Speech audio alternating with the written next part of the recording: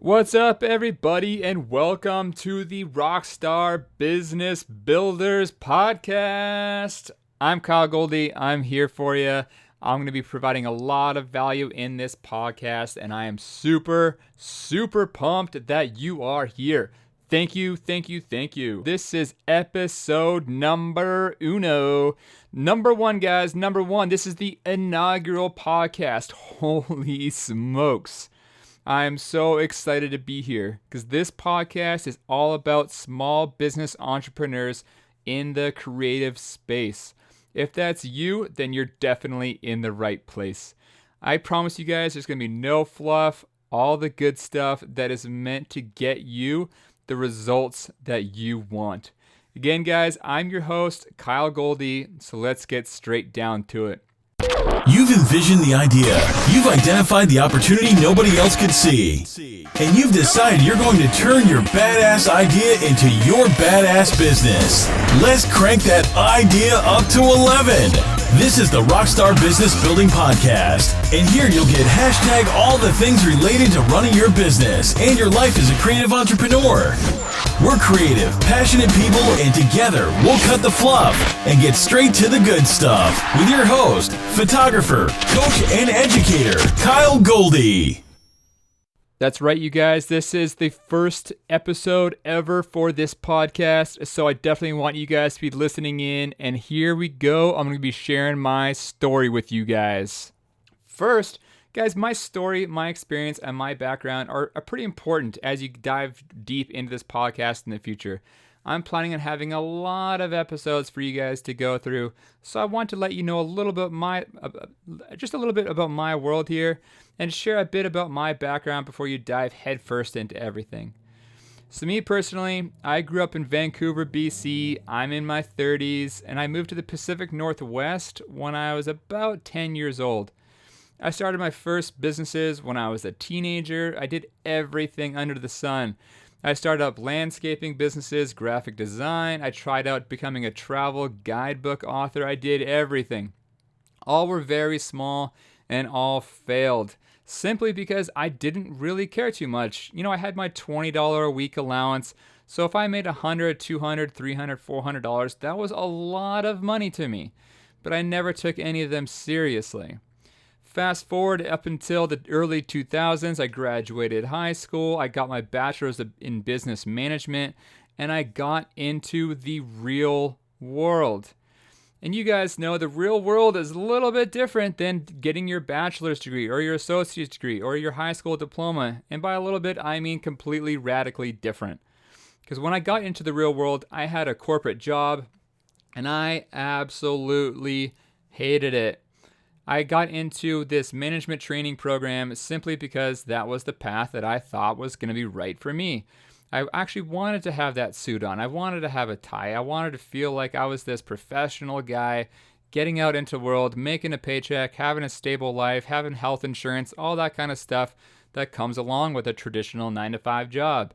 But it wasn't until that I was done with my college degree, got into that world, that I realized that I absolutely hated it.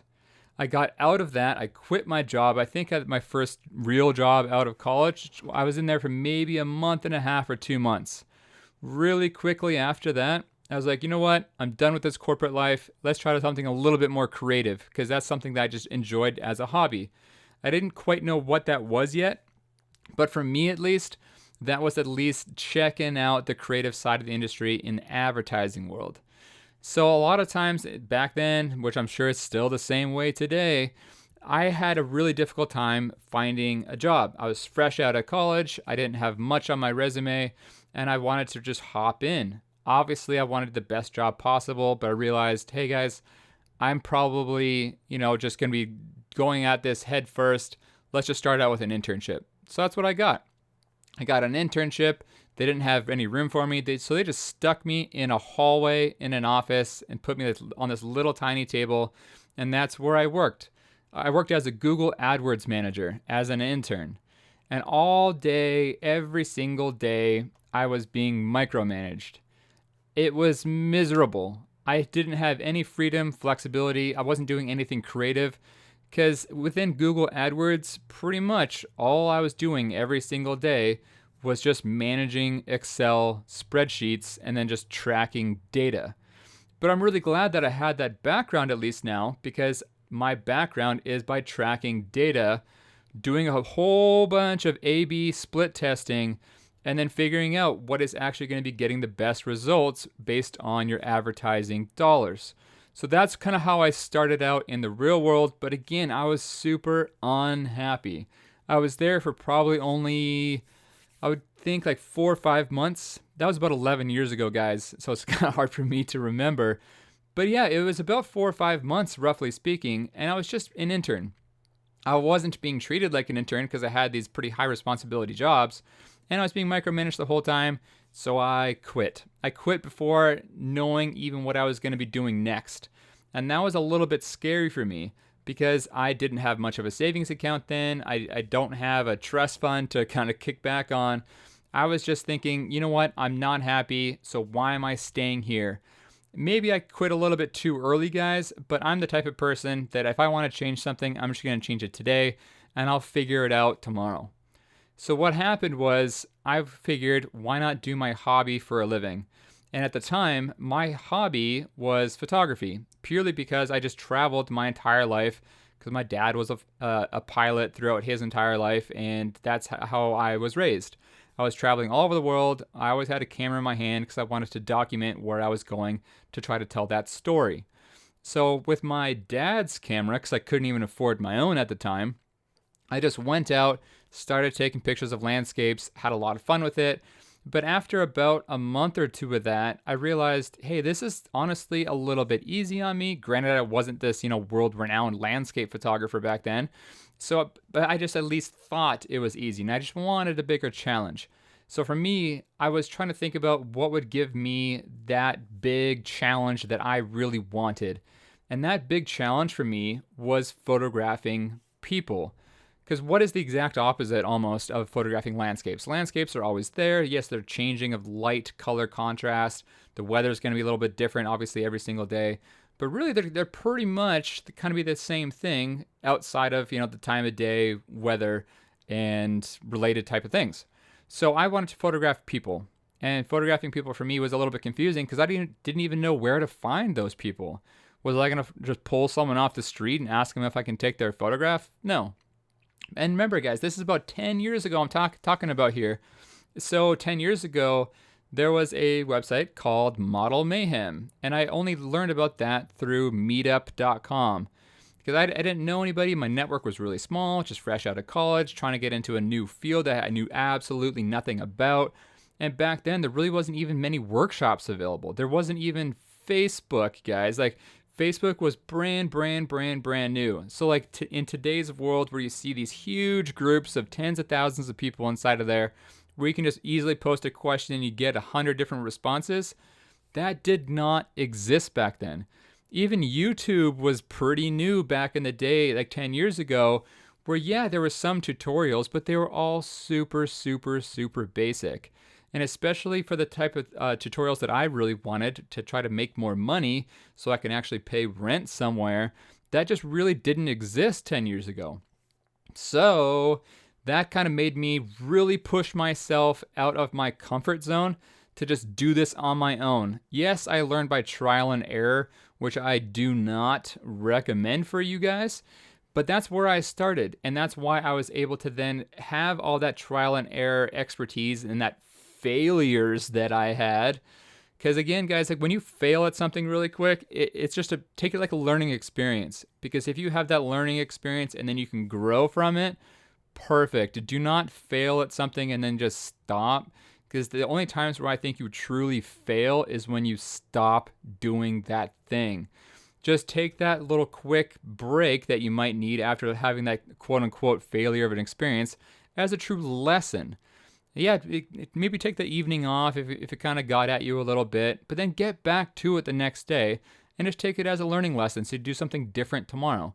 Do something different the day after that. Do a little bit of that split testing yourself, guys, to figure out what you need to do to improve as you move forward. But yeah, back to my story really quick. I got into photography. I went onto modelmayhem.com. I found some models in the area and just said, hey, I got this camera, I got this cool idea, let's go to this location, let's meet up there at 3 o'clock or whatever it might have been. And I just started becoming this photographer that I thought I wanted to be. I didn't know that I wanted to do it full time. I just knew that I enjoyed it. So why not? I just went out there and tried it out. And the first couple of photo shoots that I had were absolutely horrendous. And guys, I am not being humble in the slightest here. I am saying that they were the worst photographs you've probably have ever seen. And if you're ever curious of what those look like, I might just decide to do a blog post on what those look like and toss them up on my website, kylegoldie.com, because they are a doozy to look at. And when I mean they're bad, I mean they're really, really bad. Underexposed, blurry, horrible composition, anything that you can possibly imagine what a bad photograph is going to look like, it was that. But I really enjoyed it though, because when I saw that photograph and I was kind of comparing myself a little bit to what I saw in magazines back then, I put them side by side and I realized, okay, I'm doing pretty much everything wrong. But what about this one right next to it in that magazine? What are they doing what I think is right? And how can I bridge that gap? And so every single photo shoot that I had, I learned a little bit and fixed one thing at a time. I didn't try to just radically transform me overnight because that's just not going to happen. But every single photo shoot that I've had over the years, even to this current day, I try to make sure that I do something better tomorrow compared to what I did yesterday. And if there's ever something that I found that I was really happy with, that I was really pumped on the results, I remember how I did that thing. And I remember I'll try to even duplicate that. And for studio work, what I did, because I guess I'm fast forwarding here, but what I did eventually when I had a studio of my own is that I eventually actually wrote diagrams down over exact lighting setups with like the measurements and everything. So if a client ever requested of a particular type of look, I can refer back to that diagram and just put it right out when I was opening up that studio the following morning or following week or month or whenever that client wanted that particular look. But yeah, so since we're talking about the comparisons, I want to really chat about that really quickly because it, one, kind of hurt my own little ego, and two, it built a little bit of insecurity because what I realized that what I was doing myself was not doing myself a favor. I was comparing myself to other photographers that I didn't even really want to become. I wanted to be able to be my own photographer, develop my own style, and comparing myself to all these other people wasn't really doing myself a good service. I just really realized, okay, well, I need to bump up my exposure. I need to get better at composition. I need to become a better business person. Because at the bottom end of it is these people were getting these high-end clients. I didn't have any. So that's really what I wanted to try to figure out. Because ultimately, if you're the best person in the creative entrepreneur space, great. But if you're not getting clients, what does it all matter? Because eventually, if you're not getting those clients and you're not making more money, then you're going to have to shut down your business and you're not going to share what skills that you have with the world. And that's what this is all about. So after a few months of me actually even becoming a photographer and doing those shoots, and guys, by the way, like I was photographing probably 15 to 20 shoots a week when I was starting out. I had them back to back to back to back to back. I set up my timeline so I can have a lot of different people just back to back to be as productive as I can possibly get while I was building up my content. So after I was doing all of that, learning really quickly through trial and error so I can get better with every single photo shoot that I had, I started hosting creative workshops. And when I was hosting creative workshops, I started actually leading a photo community. So every single week, I was doing workshops between 15 to 30 people. And I was helping them grow their style, learn how to coach models, and learn the lighting for both indoor and outdoor style of photography using both off-camera flash and natural light, just using reflectors, scrims, flags, all these sorts of different sort of technical terms here. But yeah, it was a lot of fun. I had a great time doing it. But in Seattle, it's really easy to feel like a big fish in a small pond. So, unfortunately, I got a pretty big ego when I was starting out. I'm 100% okay with saying that now, but back then I would have been like, no, guys, there's no way at all I have this ego. But yeah, I 100% did. I feel really bad about it, but it's true. Because again, in Seattle, it's not a big market when you're comparing it to places like, Los Angeles, New York, London, Paris. Like it's really small in comparison. So in Seattle, yeah, I did feel like a big fish, but again, it's a really small pond. I didn't have a lot of big clients back then, even at the time. It was just the fact that I had a big ego because I was now hosting workshops. So when I see other people hosting workshops now and I see that type of ego that they might even be having in their own business, I just try to relate back to even myself and think to myself, okay, well, I was there at one point too. I totally understand. I just hope people can get past that ego. Because for me, guys, that ego stemmed from my own insecurity. I'll say that one more time. My ego that I had stemmed from my own insecurity. Yeah, I thought I was a pretty decent photographer, but at the root of me, I still wasn't getting those clients that I really wanted. I still wasn't, shooting for those big magazines that I really wanted. I still wasn't having the type of workshops that I really wanted to host. So all of it came back down to insecurity. I wasn't making a lot of money. Like I was presenting myself in this workshop atmosphere, and I was helping people like learn how to become better photographers. But when it came down to the root of what I really wanted to become this better business person, I still wasn't there. So my ego stemmed from my insecurity, guys.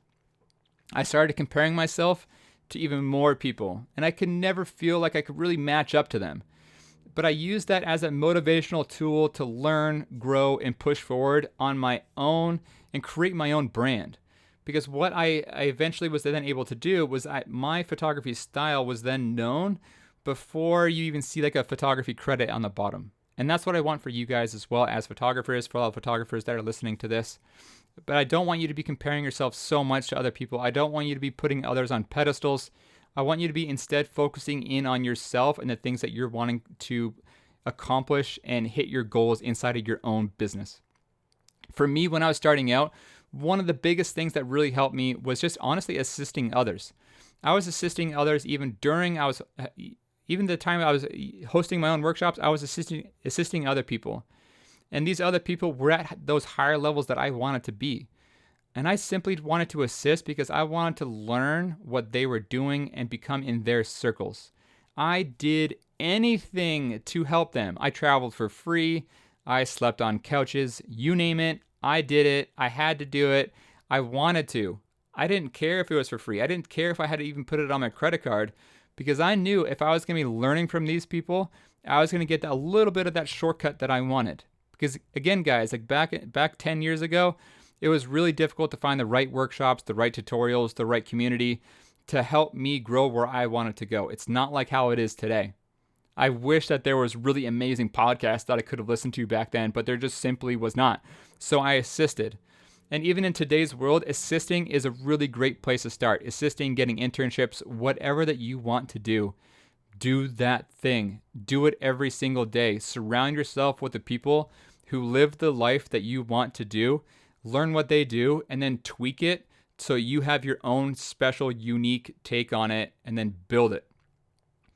I got my first few clients in Seattle after I started assisting all these people. And by clients, guys, I mean commercial clients because I started out in the fashion side of the industry. I did not start out shooting weddings like I do now, but I got my first few big breaks shooting for small record labels and then fashion designers and then magazines. So in a future podcast, I will be telling you guys how I went from essentially zero, not even having any idea what to do, and how I got those initial first few clients. Because those first few clients were the big break for me. Because then I was like, okay, I was telling myself, this is amazing. This is so incredible. How the heck did I get these first few people? And how can I replicate that so I can get my next client next week, next month, next year? How can I build a stable business and build it up so I can live off of my photography income? because that's the goal, guys. That's the dream. Being an entrepreneur, being paid well, having an amazing work-life balance. Really quick, I'll give you a sneak peek. It was really simple what I did too, because all I really did, guys, was I posted on social media. I created content that inspired others. I led by providing value, and I posted consistently and organically that helped grow my visibility. And whenever I posted anything, I made sure that the whole team got credit. I made sure that they had all the images and that they could share it then on their networks as well. And whenever I created that new piece of content, I now had a new piece of content that I can market out to my dream clients. Because then my dream clients, they see now, okay, well, Kyle's really busy. He's always shooting. There's always something going on with him. There's always a new blog post. There's always something new that's happening on whatever social media platform was back then. There was always essentially just something new coming from me. And I was always shooting a lot of this kind of stuff in the idea that I could, have that same sort of project be put together for that client that I wanted to work for in the future, this hypothetical dream client. But yeah, guys, all that kind of stuff really helped out my visibility. And when I had that content, I just put it in front of those people that I wanted to work for. But I was never making as much money as people imagined. Back then, I wasn't about that quote unquote fake it until you make it cliche, but I also wasn't super authentic with my market either. I didn't share the full 100% of the behind the scenes of the real world of my life. And that's what I wanted to change about myself back then. I even debated writing a book, which is still on my mind, about how authentic that I wanted to be compared to the politics that I was experiencing within the industry. And the politics that I experienced, it was really common between Vancouver, Seattle, Portland, and Los Angeles. Obviously, it was a little bit more intense in Los Angeles, but it still didn't stop me because I was really passionate about what I was doing, and I really wanted to become that photographer that I started out to be 10 years ago. And when I say, guys, in Los Angeles, I was commuting back and forth from Los Angeles to Seattle and Seattle to Los Angeles about once a month for 3 years. I couldn't afford having my own apartment in Los Angeles, and I had a really small place here in Seattle at the time. But I was like, you know what? My dream clients, my dream everything, pretty much at the time, was in Los Angeles. So instead of me thinking to myself, oh crap, poor me, I can't afford a apartment down there, so I can't build the content I need down there.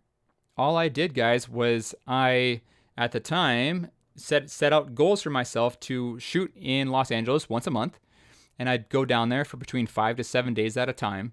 And I would line up shoots. Some of these shoots would just be for free to build out the content specific to the Los Angeles market. So that way I can drive in more of that ideal client that I wanted from Los Angeles. And then I also put out time to build my paid shoots when I was in the area. And so all I did there was reach out to modeling agencies saying, hey, I'm Kyle Goldie. I want to be able to be in town on these dates. Do you have any new faces for me to photograph? If so, here's my rates for new faces. And if I was able to book, 2 or 3 shoots, it covered my costs. If I was able to book 4, 5, 6, 7, then I'm now profiting. So now every single month, I'm just kind of rotating out the same strategies until I got my work in front of commercial clients. And those commercial clients started to pay more and more and more attention, the bigger and bigger and bigger my portfolio got. And they even paid more attention to me once I started submitting all my work to different magazines around the world and started having a bigger client list on the editorial side. So that was kind of my social proof as I was moving forward. And the bigger and bigger my social proof got, the more commercial clients that I got. And the more commercial clients that I got, the easier it was for me to get editorial jobs and start breaking into a bit of the celebrity world in Los Angeles. I never got super into the celebrity world, by the way, but I was still really able to, network amongst all the PR guys, all the high-end modeling agencies, the advertising agencies, and just really get inside of the world inside Los Angeles. And it was just a lot of fun. But I was getting burned out because I was traveling so much. I was photographing so many projects every single week. I would say on average when I was there, it was between 10 to 20 a week. And that was just too much on me. I didn't know how to outsource anything at the time, so I was just getting really, really, really burned out. But over the time, and as the years went on, I realized, okay, well, do I need to do all these different things? What can I outsource? What can I delegate? And in future podcasts, I definitely will be talking about all of that as well. And what I wanted to really touch on was the big change that I had moving forward within my own career as a photographer and as an educator and as a coach and a workshop host. Because in Los Angeles, what the big change for me was happened about 5 years ago. So 5 years into my career and 5 years ago from now, which is honestly a little bit weird to think about as I chat about it on this podcast, because that's the halfway point, is 5 years ago I met a beautiful woman. And she happened to be living in Seattle. I was back in town here, and she came up to me in a bar just when I was having a day off. I was just out hanging out with a buddy, and a beautiful woman came up to me. She was like, "Hey, are you Kyle Goldie, the photographer?" Because again, guys, like social media, it could be benefiting you in your commercial life, your editorial life, as well as your personal life if you put yourself out there. And this is the proof of the pudding, I guess, of what they say. This was really incredible because she came up to me and she recognized me from Facebook, and we started chatting a little bit. But at the time, I was honestly interviewing someone to be my assistant. I said I wasn't available at the time to really chat about it, to chat about anything with her. And so I just gave her my phone. I'm like, "Hey, it'd be great to chat with you sometime. Please put your number in my phone." And she did. I called her up a week later, and we obviously hit it off. And now that woman is my wife. So in Los Angeles, it was a little bit tough to work down there and then think long term. Because I wasn't about to, have a long-term relationship with someone that I was falling in love with. So I wanted to have a more stable life. And when I got into that relationship, my mindset really had a big shift. And that was more about me wanting to plant roots in the Pacific Northwest because I absolutely love it here. And that was about me starting at least to think about kids, thinking about stability that I want for a future family. And honestly, for me, I did not want to personally raise kids in Los Angeles. I wanted to raise kids in the Pacific Northwest. So I could either choose to become a bigger commercial fashion photographer and get a place in Los Angeles, or I could be living back in the Pacific Northwest and commuting more and more and more, or I can just completely change what I'm doing and do something that's fresh for me. And at the time, that was getting into the wedding industry. And so getting in the wedding industry for me was primarily for that one reason. Because in the Pacific Northwest, as a photographer, it's one of the best ways to increase your revenue and have a stable photography business. Because there's always people wanting to get married, and they always have a pretty decent budget. And with a wedding photographer in the Pacific Northwest anyway, you're kind of maxed out between 40 to 50 weddings, absolutely tops, before you're completely burned out and just not wanting to do anymore. So last year was my 4th year full-time with weddings, and I photographed 49 weddings. This year, in 2018, I believe right now it's 41 on the books, and I'm saying no to future bookings just because I'm trying to dial back, and I just want to simply have a more awesome work-life balance. And recently, one of the coaches that I actually have myself, they started to talk to me about life-work balance rather than work-life balance, and that's also going to be a future podcast, you guys. Because a lot of times in my future podcasts, by the way, they're always going to be really in-depth rather than these really kind of surface things. Because the more in-depth that I can be with you on this podcast, the better it's going to be helping you. But yeah, guys, it was really, really, really amazing to meet my wife, build out that relationship, and then move forward with her into the stable life that we have now. And that's why I transitioned from my fashion photography world in Los Angeles to the wedding industry world here. And it wasn't honestly until I chose to get into weddings that I realized I actually kind of enjoy it. And by kind of, I mean really, especially when I was able to draw in more of my ideal client. Because when I just got started, I was kind of taking on people that just wanted to book me because I just wanted to make money. I just wanted to live back in the Pacific Northwest, build a life with my wife, well, current wife, Haley, girlfriend back then. And we just wanted to get a little bit of cash because we were just starting out, right? I didn't know at the time how to market to my ideal client in the wedding industry because it was radically different compared to the commercial world that I was used to before. But it wasn't until I kind of realized, okay, well, I'm not really enjoying these types of couples that I might be having. This one couple that I worked with might have been a lot of fun. Well, how do I get more of that one person? So in a future podcast, I will be talking more about how to drive in more of your ideal client. But for right now, I just wanted to be telling you more about that story. Because again, guys, it was really about that mindset shift. I wanted more stability. I wanted more deep set roots in the Pacific Northwest. And I wanted to think long term. So as long as I was a photographer in the Pacific Northwest, one of the most stable ways to make the kind of money that I wanted to was in the wedding industry. There was always, again, people getting married here, always clients with decent budgets, and plenty of opportunity. And I went cold turkey with that shift. I went real quick from just quitting with my swimwear and lifestyle photography to weddings. I didn't want to have even the transition because, again, guys, when I want that change, I just go head first at it. Because when I wanting to have that little bit of a change in my life, going from one thing to the next, it's going to be a lot faster for me if I just completely dedicate myself and have my attention focused in that one thing that I want to do. So I had to create a new brand, a new website, a new network, new everything. Everything was trial and error when I went at it in the wedding industry. And the first year was really slow, but I made about half the income I was used to.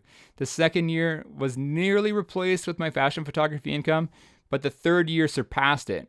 And I did that because I was tracking the data, doing split testing, and figuring out everything for the new industry I was in. The wedding industry was absolutely incredible to me, and every single year there was an uptick on my income. But at that end of the third year, guys, I was getting burned out again. And I wanted to really try to figure this out once and for all.